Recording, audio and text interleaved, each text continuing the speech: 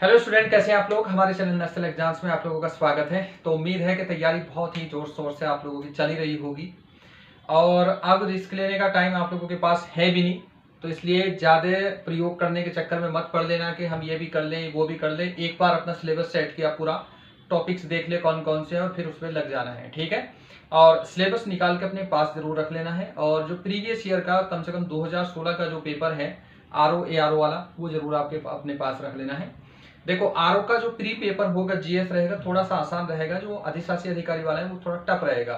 उसका आसान रहने का कारण ये है कि उसके बाद मेंस भी है और उसके साथ मैथ और रीजनिंग है।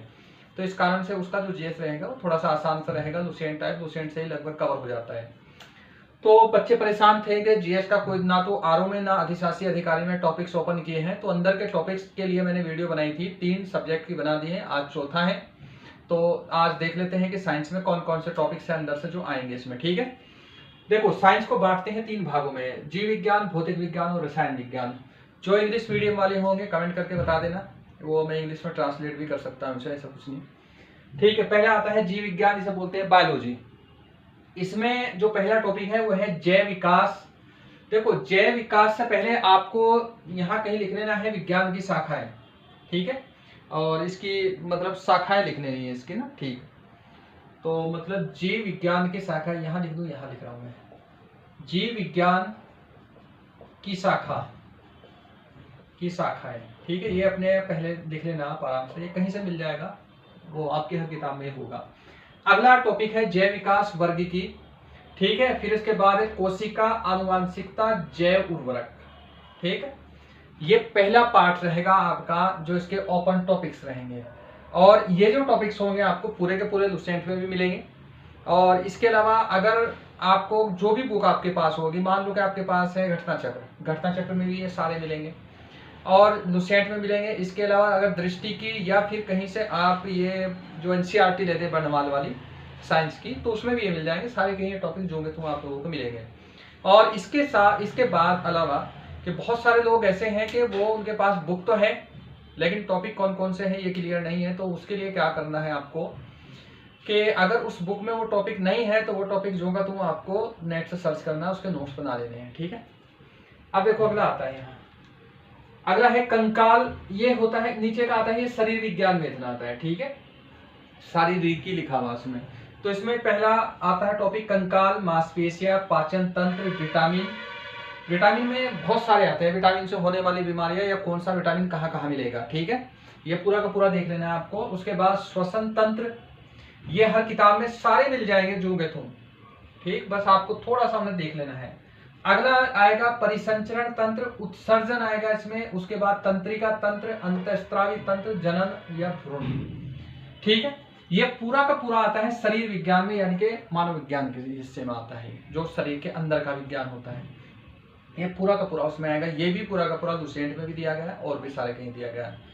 और इसके अलावा एक जो लोग पूछ रहे थे कि उन्हें वन लाइनर कोई साइंस की मिल नहीं रही, देखो विद्या पब्लिकेशन की वन लाइनर आती है, छोटी सी इतनी सी पतली होती है वो। अगर आपके पास कोई साइंस की बुक नहीं है, वो भी किताब आप ले लोगे तो सीधा सीधा वन लाइनर है, तो लगभग पूरा का पूरा ही ये वहां से आप लोगों को मिल जाएगा, पूरा का पूरा साइंस मिलता है वहां से, ठीक है। उसमें लास्ट में कुछ कंप्यूटर के क्वेश्चन भी दिए रहते हैं। तो अगर आपके पास साइंस की कोई किताब नहीं, कोई सोर्स नहीं, तो आप वो भी ले सकते हैं। अगर आपके पास जो है आप उसे कर लो, ये सारा उसमें मिलेगा। अब अगला देखते हैं, इसमें प्रकाश संश्लेषण, पादप पोषण, ये क्या है, पादप पोषण, पादप हार्मोन, पादप जनन, ठीक है। ये पूरा का पूरा ये आता है पादप विज्ञान में, ये मानव विज्ञान में, ये सीधा सीधा अलग से बायोलॉजी के अलग अलग शाखाओं में आता है। इसके बाद आता है तीसरा रोग उपचार, विषाणु और उनसे होने वाले रोग कौन कौन से, ये सीधा पूछा जाएगा। जीवाणु और उससे होने वाले रोग, कवक से होने वाले रोग, अन्य परजीवी रोग कौन कौन से हैं, वंशागति रोग कौन कौन से, पादप प्रमुख पादप रोग कौन कौन से, पादप मतलब पेड़ पौधे के रोग कौन कौन से होते हैं, जैसे गेहूं में कौन सा लगता है, काला रस्ट लगता है, ठीक है, गन्ने में फुदकी लगता है। तो ये पूरा का पूरा आपका अगर यहाँ देखोगे तो ये जीव विज्ञान आपका जो साइंस आपका जो आएगा वो बहुत ज्यादा टफ नहीं आएगा, ठीक है। नॉर्मल लाइफ का जो यूज होता है होना है वही साइंस आएगा। इसलिए बहुत सारे लोगों का मैंने वीडियो देखी थी, सिलेबस इतना बता दिया, इतनी मोटी किताब बता दी तो उलझ जाओगे। तो ये टॉपिक्स अगर आपके पास किताब नहीं है, जैसे मान लो आपको कंकाल सर्च करना है, गूगल पे कंकाल सर्च करो, पूरी एक टॉपिक आ जाएगा, उसमें उससे संबंधित नीचे क्वेश्चन भी आएंगे। तो चाहे तो ऐसे कर लो, या अगर आपके पास ही कोई किताब है लुसेंट हो या जो भी हो, तो वहां ये टॉपिक जो है तुम देख लेना और वहां से ना तैयार कर लेना, ठीक है। तो उस तरीके से करना। ये हो गया जीव विज्ञान। अब आते हैं आगे भौतिक विज्ञान। देखो कितना सा सिलेबस है, थोड़ा सा सिलेबस है, अगर इसे अच्छे से तैयार कर लोगे आराम से आपका हो जाएगा। आपके जो फेल होने में बहुत बड़ा कारण ये है कि आप पढ़ते बहुत ज्यादा हैं। बहुत सारे लोग क्या होते हैं, जैसे मैं अपनी हर क्लास में बोलता हूँ कि जो नहीं पढ़ता वो तो फेल होता ही है, जो बहुत ज्यादा पढ़ लेता है वो भी फेल ही होता है। कारण ये रहता है कि एग्जाम का लेवल तो यहाँ है और उसका लेवल वहां पहुंच गया, बहुत ऊपर पहुंच गया, तो वो क्या होगा कि वो फिर निचला उसके याद नहीं होगा। तो आपको एग्जाम के लेवल के हिसाब से चलना है। देखो भौतिक विज्ञान में इतना तैयार करोगे आपका लगभग पूरा मिल जाएगा। यहाँ से देखो मात्रक इकाई मैंने लिख दिया, आपको लग रहा है एक दो शब्दों में लिख दिया, लेकिन ये बड़ा टॉपिक है, 2 पेज पे आया हुआ है। तो वहां से करोगे जितने मात्रक है उनकी इकाई कौन कौन सी ये रटोगे, ये सीधा सीधा पूछा जाएगा। मापक यंत्र कौन कौन सा है, कौन सा यंत्र किसे मापता है, हवाई जहाज की कौन मापता है, वायु की गति कौन मापता है, आर्द्रता कौन मापता है, ये सारी चीज उसमें लिस्ट में आपको मिल जाएगी। ये लुसेंट में भी हर बुक में मिलेगी। उसके बाद आते हैं यांत्रिकी, पूरा एक टॉपिक है यांत्रिकी के, इसके नियम सारे दिए गए हैं। गुरुत्व गति के, गुरुत्वाकर्षण की गति के नियम दिए गए हैं, जिसमें न्यूटन का नियम भी यही आ जाएगा। अब इसमें आता है भौतिक पदार्थों के गुण, प्रकाश, उष्मा, तरंग, ध्वनि, विद्युत धारा, चालकता, नाभिकीय भौतिकी, अंतरिक्ष, रक्षा प्रौद्योगिकी और प्रमुख आविष्कार। ये इतना सा टॉपिक है। ये टॉपिक अलग अलग करके आप कहीं से नोट कर लेना जरूर, ठीक है। आप अपने टॉपिक से देखना और वहां से इन्हें तैयार करते हुए चलना। अगर आपके पास कोई भी सोर्स नहीं है, जैसा मैंने बताया विद्या पब्लिकेशन की आती है, इतनी मोटी आती है, 1 लाइनर है, किसी भी दुकान पे जाना वो दे देगा उसमें, ठीक है। उसे बोलना है कि मुझे सामान्य विज्ञान की देनी है, ठीक है। तो उसमें ये तीनों विज्ञान आएंगे। अब आते हैं अगला रसायन विज्ञान। इसमें देखो परमाणु संरचना आएगा, रासायनिक व भौतिक परिवर्तन आएंगे, ये वस्तुओं के जो परिवर्तन होते हैं सीधा उसमें आप देख लोगे तो वहां मिल जाएगा। धातु आएगा, खनिज आएगा, उसके बाद अयस्क, मिश्र धातु, अधातु, या अधातु में देखो बहुत सारे आते हैं, कार्बन ग्रुप आते हैं, हाइड्रोजन आता है, सल्फर आता है, तो ये सारे जो आएंगे वो अधिकतर गैसें जो आएंगी वो अधातु में आएंगे। इसके बाद अम्ल, क्षार, लवण, तो ये तैयार करोगे तुम कि इसमें अम्ल का मतलब ये पूछेगा निम्न में से लार का कितना अम्ल होता है, मतलब पीएच मान कितना होता है, पानी का शुद्ध जल का कितना होता है, मूत्र का कितना होता है, तो ये सारी चीजें पूछी जाती हैं इसमें, ठीक है। और इसके बाद अगला आता है कार्बनिक रसायन होता है। इसके बाद बहुलक आते हैं, कुछ विस्फोटक भी याद करने होते हैं इसमें। विस्फोटक 5-6 विस्फोटक है जो आपको पढ़ने हैं, सीधा सीधा देखोगे आप तैयार कर लोगे। पदार्थ यहाँ आ जाएगा, पदार्थ के अलग अलग रूप कौन कौन से, फिर ईंधन, खाद्य संरक्षण, पोषण, औषधि, अपमार्जक, उर्वरक। तो ये टॉपिक जो कि तो है, अगर आप इन्हें अच्छे से तैयार कर लोगे, सामान्य जीवन में प्रयोग होने वाला विज्ञान यही है, यही तुम्हारे सिलेबस में लिखा हुआ ये। लेकिन इतने ओपन करके टॉपिक्स दिए गए, केवल ये लिखा गया कि सामान्य जीवन में प्रयोग होने वाले विज्ञान। मैं अभी सिलेबस आप लोगों को दिखा देता, अभी सिलेबस शायद रखा है कहीं इधर उधर, तो सिंपल यही है उसमें, ठीक है। तो इतना ओपन करके नहीं है, तो ये पूरा अपनी जहाँ साइंस के नोट्स बना रहे होंगे वहां लिख लोगे।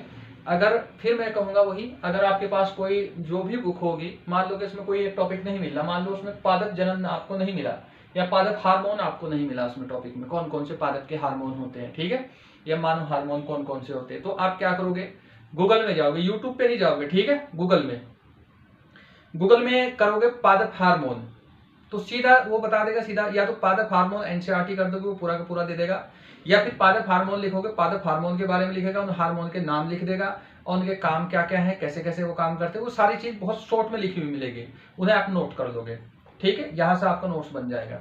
और देखो हर चीज आपको शायद ना मिले किताब में, तो इसलिए ये तरीका आपको अपनाना पड़ेगा। और अगर नहीं आपके पास कोई सोर्स है या कोई किताब नहीं है, तो अगर किताब लेना चाह रहे तो वहां से इसे ले सकते हैं। अगर मान लो कोई पूरा का पूरा नेट से इसे तैयार करना चाहता है, नेट से तैयार कर सकता है, अगर उसके पास समय है, आराम से कर सकता है, कोई प्रॉब्लम नहीं। तो इतना ज्यादा सिलेबस नहीं है, केवल एक डर मन में बैठा हुआ है कि ये क्या होगा, इसके बाद क्या होगा, कैसे होगा। तो एक कहावत है, ठीक है, मौत बुरी नहीं होती, लेकिन मौत के बारे में सोचना बुरा होता है। आप उसके बारे में नेगेटिव सोच लोगे, यानी कि उसका डर जो होगा वो आपको मार देगा। मतलब एग्जाम इतना बुरा नहीं है, एग्जाम इतना टफ भी नहीं है, उठपटांग भी नहीं क्वेश्चन आएंगे, लेकिन क्या है कि आपके मन में उससे पहले कुछ कोचिंग्स ने, कुछ और लोगों ने, या फिर एक माहौल ने एक डर बिठा दिया कि नहीं ये तो इतना बड़ा एग्जाम है, अधिशासी अधिकारी है, क्या होगा, कैसे होगा, बहुत लोग बैठेंगे, ये बैठेंगे। अब जब भी दिमाग में ये सारी चीजें आए तो आप भूल जाओगे कौन लोग कितने बैठे। आप मान के चलो कि मेरा काम है, मैं एक मतलब कर्म कर रहा हूँ यहाँ, और मेरा कर्म है ये सिलेबस इतना तैयार करना, और मुझे पता है कि इस लेवल इतने क्वेश्चन नंबर कम से कम मुझे लाने हैं। अगर मैं इतने नंबर ले आऊंगा तो मैं आगे इसमें आ जाऊंगा। अब दिमाग में अगर आप ये ले आए कि बहुत सारे लोग हैं जो 10-10 घंटे 12-12 घंटे लाइब्रेरी में पढ़ रहे हैं, तो हमारा कहाँ नंबर आएगा। तो बस थोड़ा सा जब भी वो चीज़ आए तो दिमाग में यही सोचना कि अगर मेरे दिमाग में ये चीज़ आ रही तो वो उनके भी दिमाग में आ रही होगी, पक्का आ रही होगी। तो इसलिए डर जरूरी है, लेकिन इतना भी डर जरूरी नहीं, इतना भी नहीं डर होना चाहिए कि आप अपने आप हौसला हो बैठे। तो रात दिन करके पढ़ो। कल आपको देखूंगा कोई मोटिवेशन वीडियो दूंगा आपको अगर टाइम मिला तो। और बस ये समय बहुत कम बचा है आपके, क्योंकि पहले जो गलतियां होगी आगे से वो गलतियां ना हो। एक एक टॉपिक्स पूरा कर लेना है। मैथ आपका पूरा चल रहा है, सीरीज मैंने चला ही दी मैथ की, 1 2 3 4 करके सारी टोटल क्लासेस आप लोगों को मिल गई। मैथ जल्दी ही कंप्लीट करेंगे, उसके बाद जल्दी रीजनिंग शुरू होगी, और उसके साथ में जो जीएस के मेन टॉपिक्स शुरू करेंगे इसमें, ठीक है। जो चीज़ आपके समझ में नहीं आती या जो कॉन्सेप्चुअल है, जो नहीं मतलब जो याद करने मुश्किल है, वो टॉपिक्स इसमें करेंगे। कोई भी एक सब्जेक्ट जीएस का ले लेंगे और उसे एक एक करके करेंगे, ठीक है।